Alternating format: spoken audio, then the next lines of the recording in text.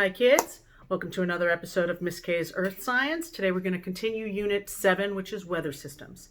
This unit started with the electromagnetic spectrum, all the different wavelengths of energy. Hopefully you recall that short waves are more energetic, have higher frequencies, can be more dangerous. Longer waves have lower frequencies, less energy, generally less dangerous. And visible light is right in the middle. And that is the wavelength that penetrates through the other layers of the atmosphere and actually reaches the surface of the Earth. Now, last lesson we talked about what happens to that insolation, that incoming solar radiation, once it interacts with the Earth and the environment. We talked about some of it is reflected, which is how we see color. Some of it is absorbed, either by land or water or our clothing or whatever.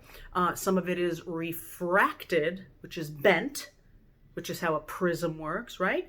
And some of it gets scattered. Well, today we're going to talk about what all that solar power, all that energy does to the Earth and how it affects one of the simplest but most important substances that there is, and that's water.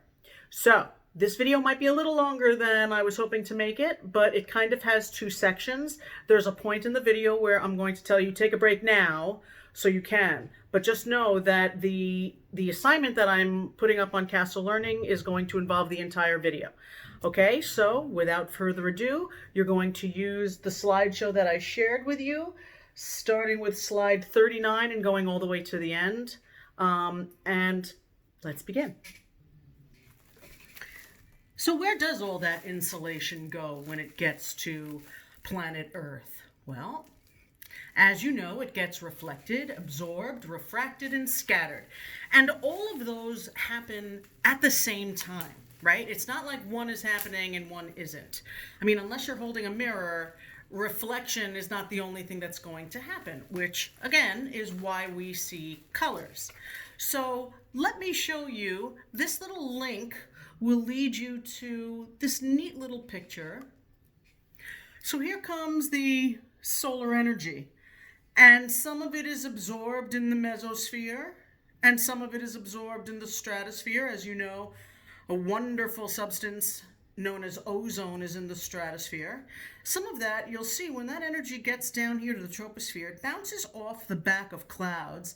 That is reflecting off of clouds, and yet some of it continues through. And the wavelength that gets through the most is visible light. That's why we see sunlight, right? That's why daylight looks like daylight. All those other wavelengths, the gamma rays, the X-rays, the ultraviolet, a lot of the infrared, certainly the microwaves, the radio waves, those are getting absorbed by other layers of the atmosphere, okay?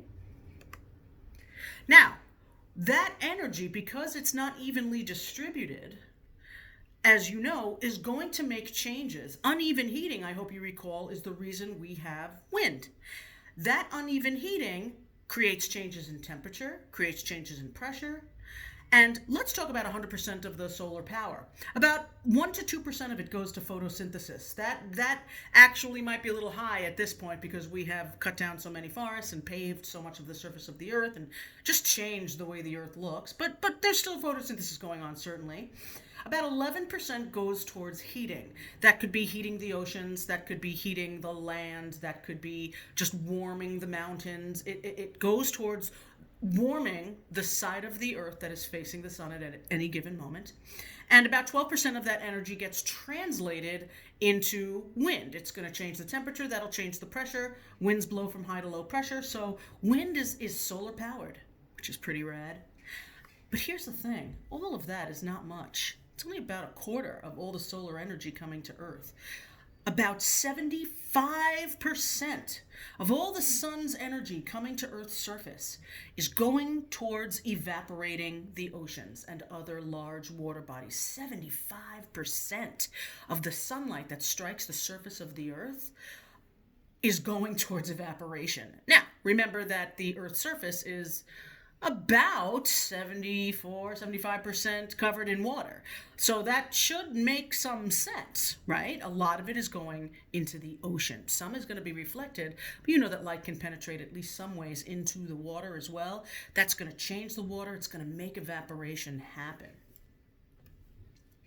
And that is a lot of energy, solar energy. And that adds lots of water to the troposphere. That energy is what breaks the water away from the ocean and turns it into a vapor. I loved this picture. I was looking for a good picture of evaporation. You could see a little bit of land here, but this down here is the ocean, and it evaporated into these lovely clouds. And you could see at this wonderful altitude, that is the dew point temperature, because everything above this line, remember I said how clouds have flat bottoms? At that altitude, everything above there is cool enough to make water vapor condense. And it is condensing. And in fact, in this picture, you can actually see some precipitation happening down onto the ocean. It evaporated, it condensed, it precipitated. RECCND.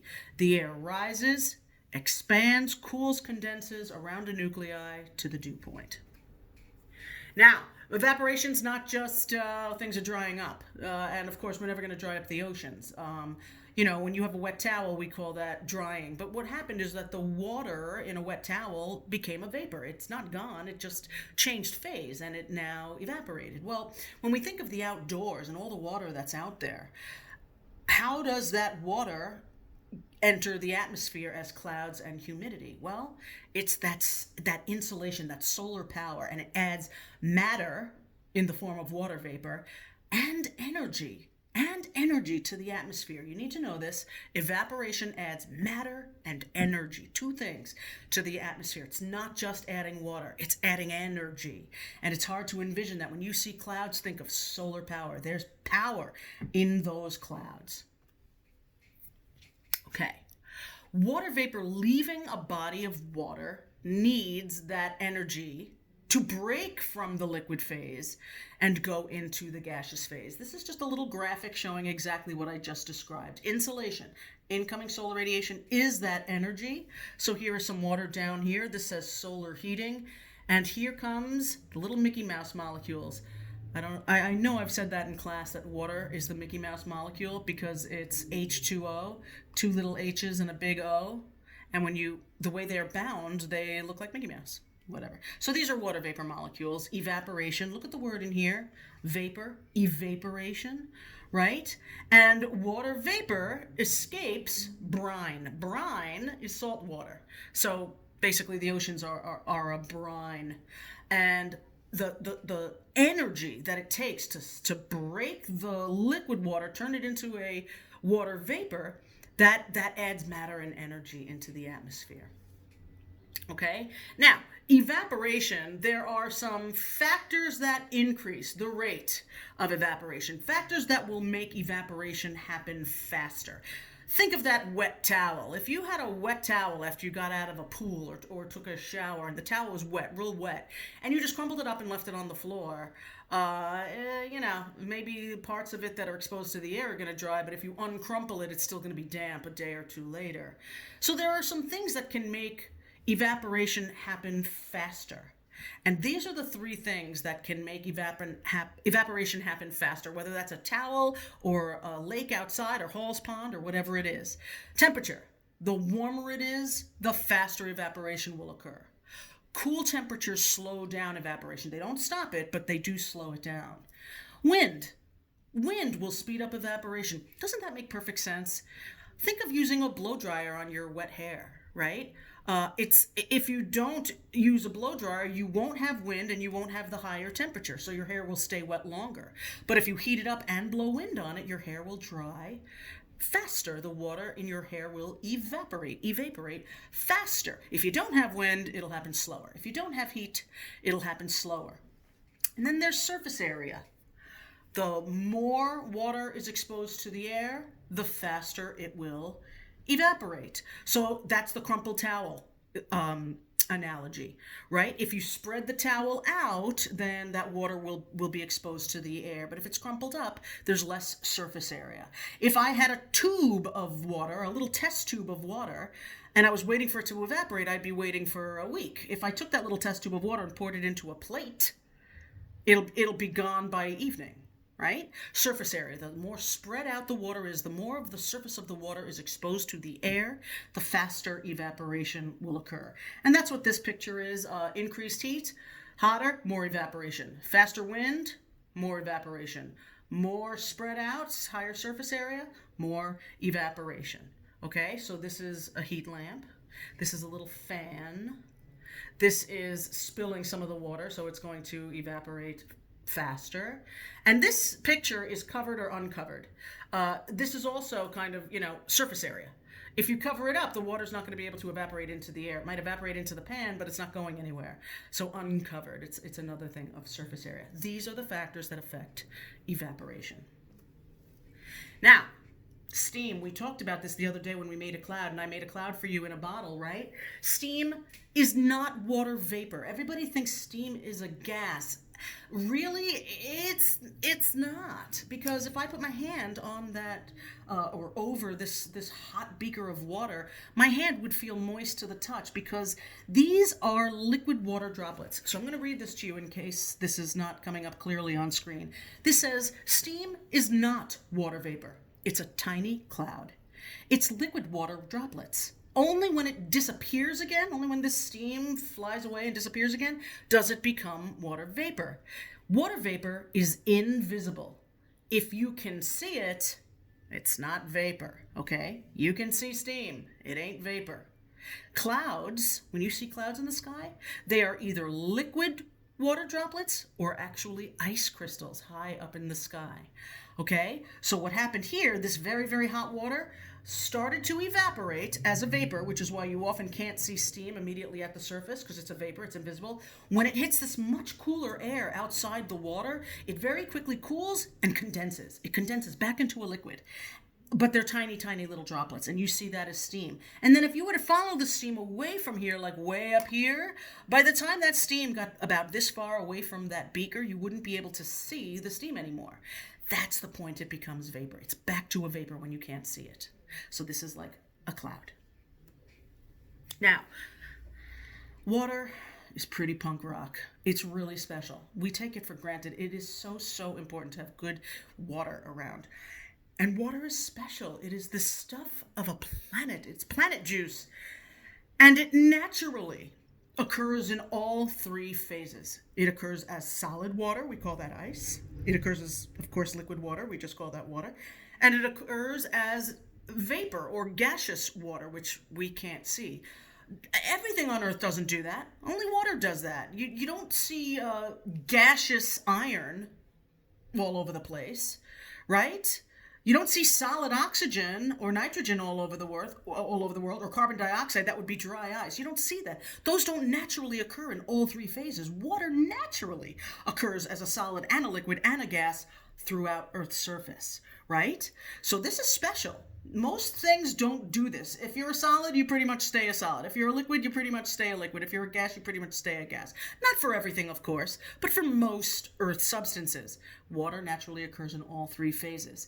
And here's the thing. You might want to add this to your notes. Each can naturally change into the others if you add or remove heat energy.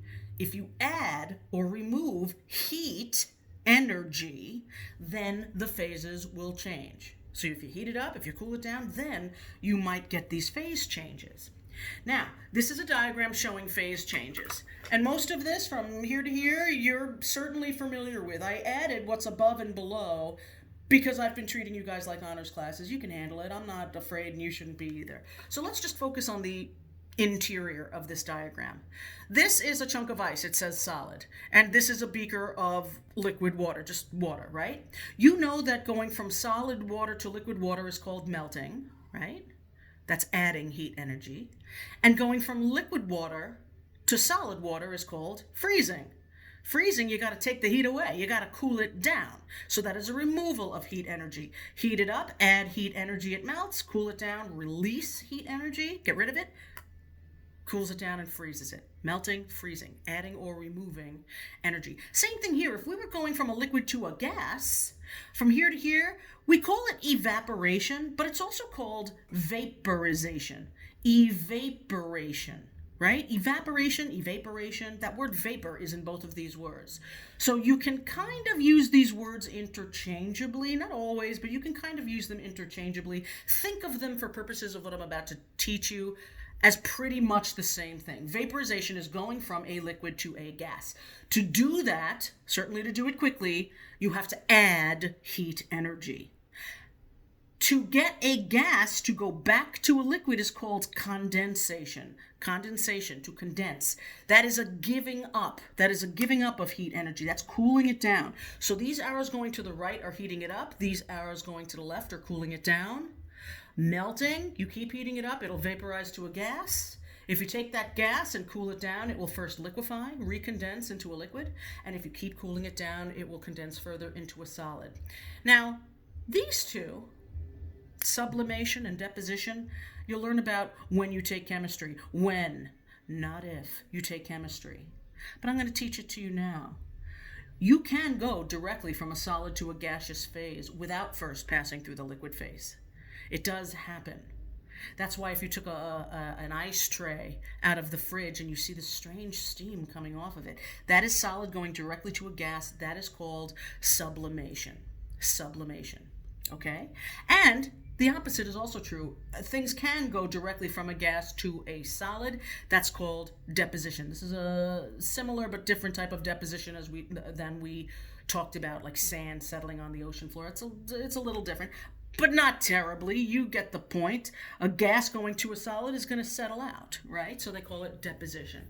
For purposes of this class, I'm not going to ask you questions about sublimation or deposition when it comes to changes of the phase of water, but I am going to certainly ask you about which of these phases are going to gain energy, which of these phases are going to lose energy. And of course, melting is going to gain energy. You got to heat it up to melt it. But this might be less familiar. Vaporization, to go from liquid to a gas, that's adding heat energy. To condense it again is losing heat energy. And of course, freezing is too. This is a chart off everybody's favorite document, your reference table. Here's a reference table. For this lesson, we're going to use both of these charts in the top right corner of your reference table, both of these charts. But this, what's on screen, is a close-up of this. It's called Properties of Water. Let's look at it closely. Properties of water. If we were in class, I would have you skip a line, and right between these top two and these bottom two, forget density for a second, I would draw a line. Whenever you start on a reference table, you start at the top and sides. There's really not much in this chart. Properties of water. If they start asking you questions about water, well, this is the chart you go to. And it basically tells you about energy gain or energy release, just like I showed you in the last slide. The thing that I did not show you in the slide is something slightly more scientific. It's how we measure heat energy. And heat energy can be measured in a few units, sort of like temperature can be measured in a few units, Fahrenheit, Celsius, Kelvin. So can heat energy be measured in a few different units. This J, 334J over here, don't worry about any of this yet. It stands for joules. That's Joules. It's not Juul. You dig? Thank you. Joules. And it's not joules like diamonds. Joules is a unit of heat energy. They also sometimes call them calories. Not the calories you eat, but it's a unit of heat energy. Don't worry about it. It's just a unit of heat energy, okay? So, well, if you wanted to know how much energy it took to melt some water. We can't just, how much water are we talking about? Are we talking about a glacier or are we talking about an ice cube? So we also have to discuss the mass of what it is we're melting or freezing or vaporizing or condensing. That's where this little g comes in. That's mass, that's grams. So joules per gram, that's the unit of this. So now let's look at the rest of this. How much heat energy is gained during melting? Well, 334 joules per gram. 334 per gram. And a gram of water is about maybe a drop or two of water, something like that. A gram weighs about the weight of a large paperclip. It's not much water, okay? So how much energy do you have to put into that little bit of water to melt a cube of water that big? 334 joules. The next one down is the opposite. Heat energy released during freezing. Well, you have to give up that 334 you just gained when you melted it. So that's why I had you draw a line here. This and this are opposites of one another. Heat energy gained during melting, heat energy released during freezing. Melting and freezing are opposites. Gain and release is opposites. So you're going to gain or release the same amount of heat energy, 334 joules per gram. And kids, you don't have to memorize this. It's right here. Just know where to look on your reference table. The other two phase changes, vaporization or evaporation and condensation, are also here. These are the bottom two. Heat energy gained during vaporization and heat energy released or given up during condensation. This is far more energy. It takes a lot of power, solar power, insulation, to break the bonds of a liquid and to get that water out of liquid phase into the gaseous phase. It takes almost 5 times, more than 5 times as much energy. This is 300 and something. This is 2,260 joules per gram. Per gram. That's a little tiny bit of water. And the opposite is also true. If you wanted to release that energy and condense gas back into a liquid, you have to give up that same 2,260 joules per gram. Okay? Melting and freezing gives or takes a lot less energy to change that phase than it does to vaporize or condense. About 5 times less, about. Okay? And then down here, you should already have this on your reference table. I mean, you do, but we added over here, parentheses, 4 degrees Celsius, 3.98. The density of water at 3.98 degrees Celsius is 1. So, okay, this is just all things about water, and they purposely separated this part out because it is separate from here. But that's really all it is. How much energy is gained or released during a phase change? And it takes a lot more to vaporize and condense than it does to melt or freeze. Okay, here is a typical picture. This is in a lot of earth science assignments that were on paper. Obviously, we're distance learning right now. But here, it's showing the diagram of the phase change, and it's giving you information in calories per gram. You don't have to know the numbers on this, but I do want you to know what it really means to melt and freeze and vaporize and condense. So let's start over here. Here's liquid water. They're pouring it into this ice tray, and that's freezing, which means heat is given off. So the water loses heat. The air around it actually gains it, but the water is losing heat that makes it freeze to ice. And the reason icy glasses, ice cold glasses of water and soda, whatever, get that sweat on the outside is because the cold glass hit the dew point. So they actually wrote dew over here. That's that condensation that leaves rings on your coffee table that makes your mom mad.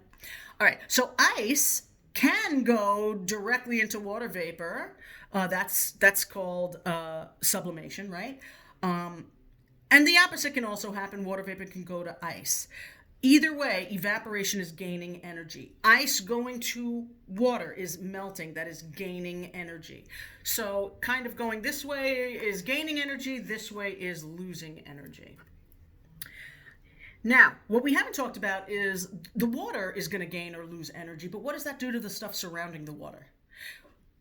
Energy is neither created nor destroyed. It is simply transferred.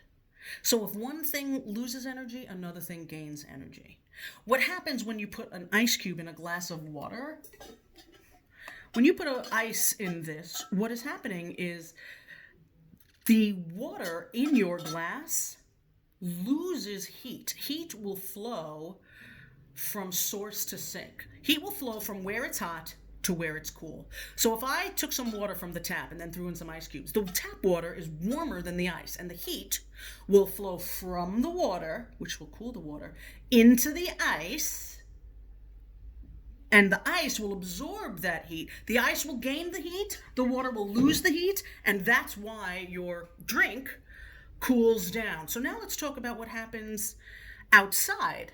If there is a phase change from solid to liquid water, we know that's called melting. That means energy gained by the water molecules that made it melt was absorbed from the atmosphere. That will actually cool off the air.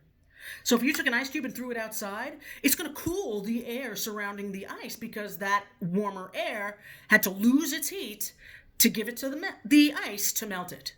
So the water got warmer, the air got cooler. Okay? Liquid to gas, that's called vaporization. That's 2260 joules per gram. It's 5 times as much energy to vaporize liquid water, to evaporate or vaporize liquid water. Certainly to get it to boil and all that is a gain of energy. Well, if the water is gaining energy, that means the water gains the energy, the air around it cools. The air around the water cools, right? Gas to liquid. Gas to liquid, this is condensation. This is cooling off. Now, the energy is released by the water. The water's getting rid of the heat, which means the air is going to pick it up. So the air warms up, but the water cools off. Okay? And same thing here. Liquid to solid, that's called freezing. They call it fusion sometimes. That is energy released by water molecules. The water gets rid of the heat. The air picks it up. It warms the air. Spend some time with this if this is a little confusing. And of course, you can hit me up if you need some help. These are 3 very typical questions about properties of water and about phase changes. All right, which process requires water to gain 2,200 joules of energy per gram? Well, you would go here and you would look up 2,200 joules per gram. And then it says either gained or released. Gained or released. Well, gained, that would be vaporization. There it is, vaporization. Melting loses heat, condensation and freezing. I'm sorry, melting gains heat also, but not 2260. My apologies. Condensation and freezing, of course, lose heat, so that's not gaining. All right, number 3. During which process does water... I know it's really number 2, but it's number 3 here. During which process does water gain the most heat energy? And you'll notice the options. Condensation, evaporation, freezing, and melting. That's all the things that are on your reference table. And this time they didn't call it vaporization, they called it evaporation. So they want you to know that those are the same basic things. The word vapor is in both, so that should help. Here's another typical Regents question. When 1 gram of liquid water at 0 degrees Celsius freezes to form ice, when water freezes to form ice, how many joules of heat are lost by the water? And they give you all these strange numbers, 4.18, 2.11, 334, 2260. You might be wondering, where did they even get that? You'll see in a minute. But this is it, 334. 1 gram of water, freezing. Here's freezing, 1 gram, 334 joules per gram. Okay? If you need a break, take one now. I'm going to show you why. Take a break now. Have you ever seen one of these? It's called a hand boiler. They're these beautiful little twisted glass looking things. I know what you're thinking. No, it's not. Anyway, this is made of glass. I don't know if you can hear that. It's made of glass. It is completely sealed, and there is this fluid on the bottom. They come in many colors and many different twisty glass patterns. This one is one of my favorites. I just like the little curly Q. I'm just going to place this in my hand and just watch what happens to the green fluid. I'm going to wrap my hand. Ooh, ooh, ooh. And there it goes. I hope you can see that. It's boiling. It's boiling. Can you see the bubbles in there? Can you see that? It is boiling, and if I go the other way, I can send it back down. There it goes. And it'll bubble that way. There it goes. It's bubbling this way. This is a neat little trick. You can send it back up. It's called a hand boiler. Now, I wonder if you can tell me, is this water in here? I mean, I know I'm hot, but not that hot, right? I can't boil water with my bare hands. So it's safe to say this is not water. Water requires a flame for an extended period of time, and then eventually it'll boil. If you could boil a fluid with your own body heat from the palm of your hand, this probably isn't water. So why am I showing you this? Because one of the niftiest things about materials chemistry and earth materials and any materials in physics is that different things absorb and react to heat energy differently. They're different stuff. This is why perhaps you've wondered. You go to the beach on a beautiful summer day and the sand is burning your feet. It's so hot. So you run to the water and the water is so cool that it's cold. It's like, it feels good on your hot feet, but it's cold. It takes some time to adjust, right?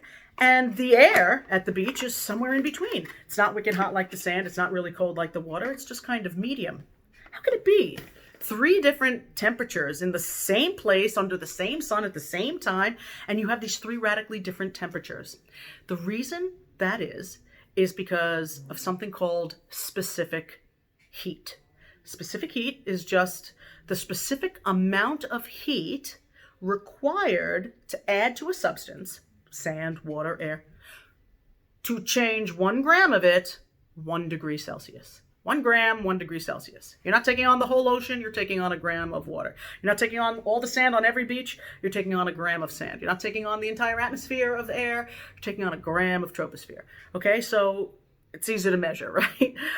3 different temperatures, same time and place, same sun, 3 different temperatures. It's because different materials have a different specific heat. So now I'm going to show you the slideshow again. So these are hand boilers. They are literally like $5, $6 maybe. You can get them on Amazon. You can get them on any of the science toy kind of websites. But they're readily available. They come in all different things, and they're cool. By the way, the fluid inside of it is, I think it's listed. It's an ethyl alcohol. Yeah, ethyl alcohol. I don't know if you could read that, but that's what it is. Ethyl alcohol. It's a type of alcohol that you can boil with your body heat. So grab your rough tape. Here it is. Remember I said we're going to use both of these? Here's the properties of water chart.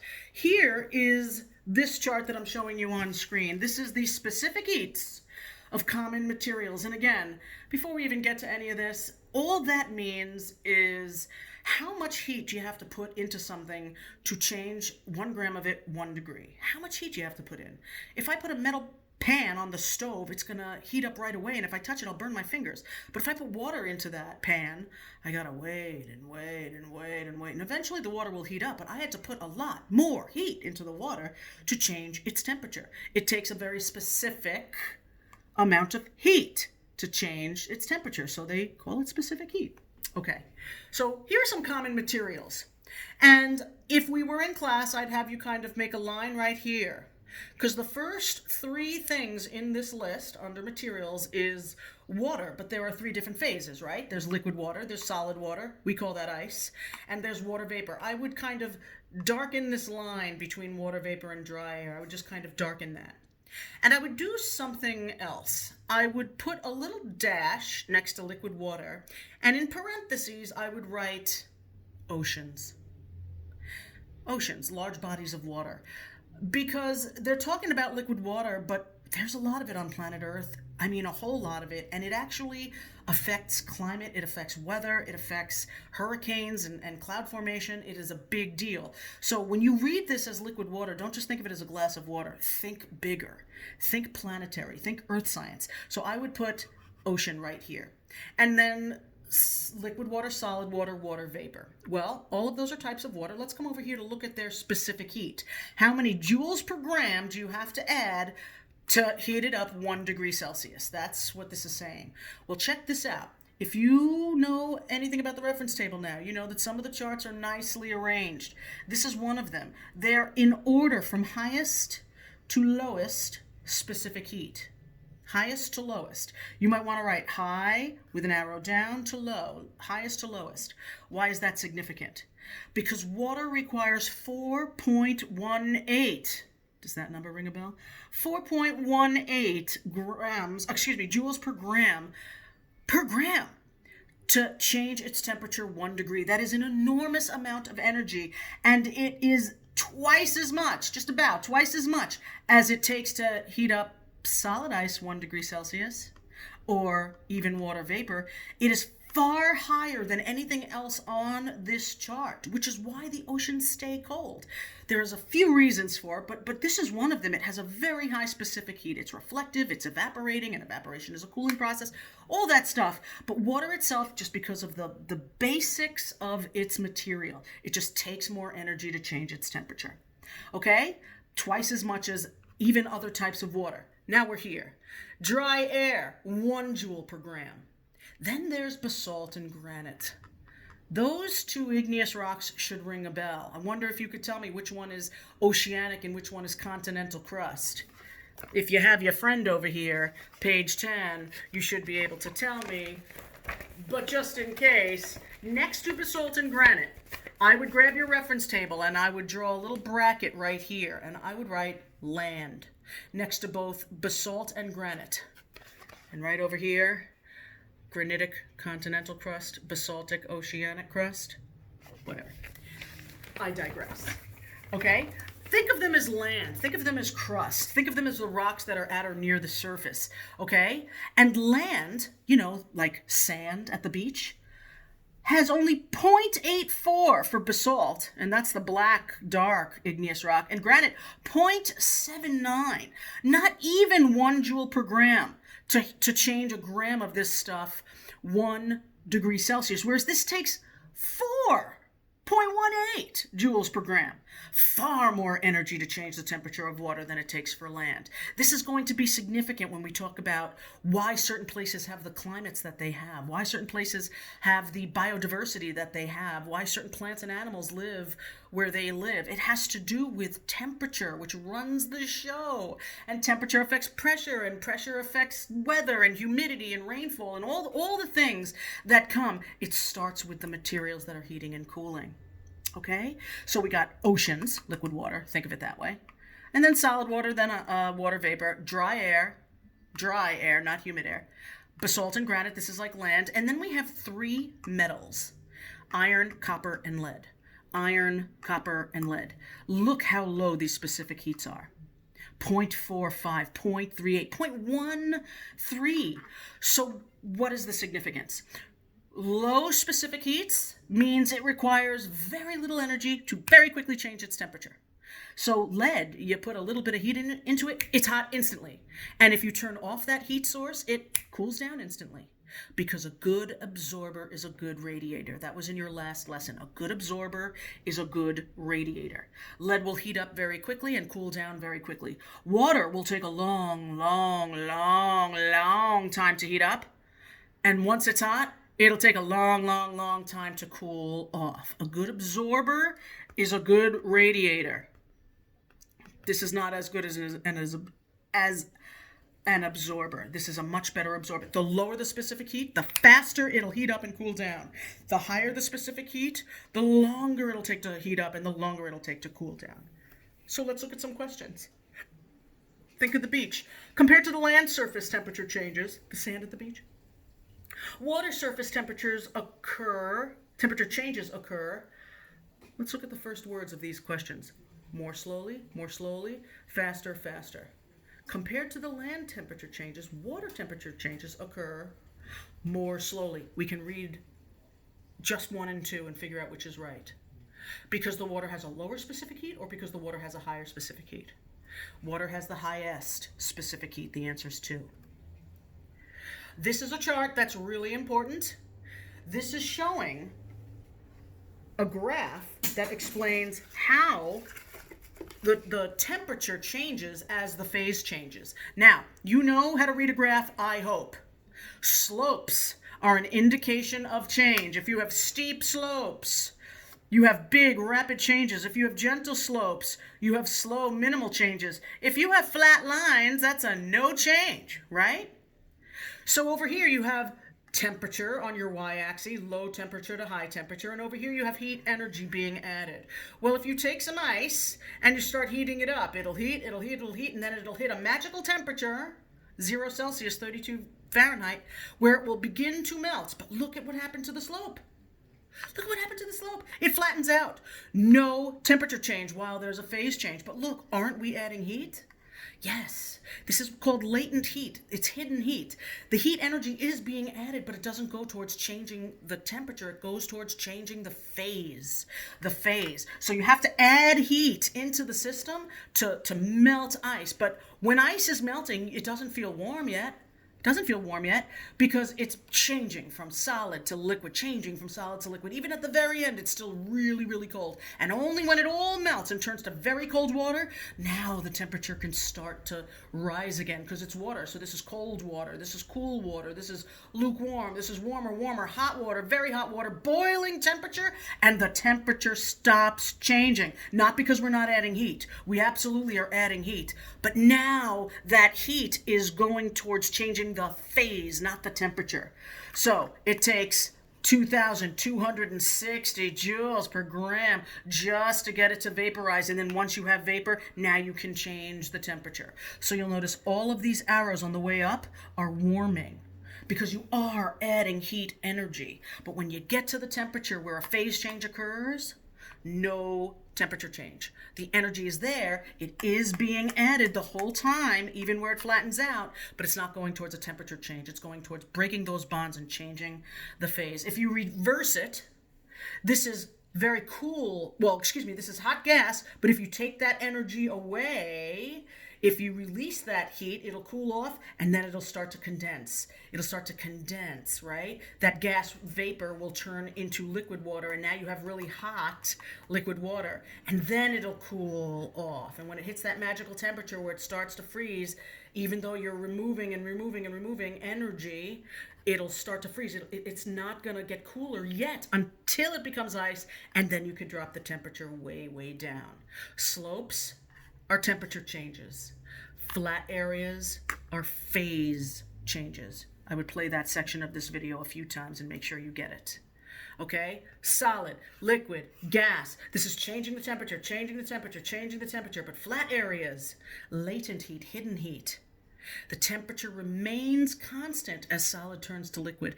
The temperature remains constant as liquid turns to gas. I'm going to go back to this for 1 second. I want you to notice how short this flat area is and how long this area is. This one's a little shorter, this one's a little longer. That's because this only takes 334 joules per gram, and this takes 2260, right? 334, 2260. This water is taking forever to boil. That's because it has a high specific heat. See that? Don't worry about this. Same thing. Same thing. Water's high specific heat capacity helps moderate daily air temperatures. We'll talk about that later. Here's the charts on your reference table. Couple of questions that you might see on your assignment. I wonder if you can answer them. Equal volumes of the 4 samples shown below were placed outside and heated by energy from the sun's rays for 30 minutes. We have water, copper pennies, basaltic sand, and iron fragments. Water, copper, basalt, and iron. The surface temperature of which increased at the slowest rate. And you'll notice that water is highlighted. I am aware of that, but that's because this is new. This is practice. Water is going to increase at the slowest rate because it takes so much energy, 4.18 joules per gram, just to change its temperature 1 degree. Whereas the copper and the iron, these have much, much lower specific heats. They'll heat up and cool down quick. Water will take forever. Here's another one. Yes, I know it's highlighted, kids. Land surfaces of Earth heat more rapidly than water because the land has a lower specific heat. It's not because more sun falls on land than water. It's not because sunlight penetrates deeper into land than water, right? It's all because of the specific heat. And that's it. All right? All right, that's it for today. Holy moly. Go do your castle learning, please. Please do your castle learning. Have a great day. See you next week.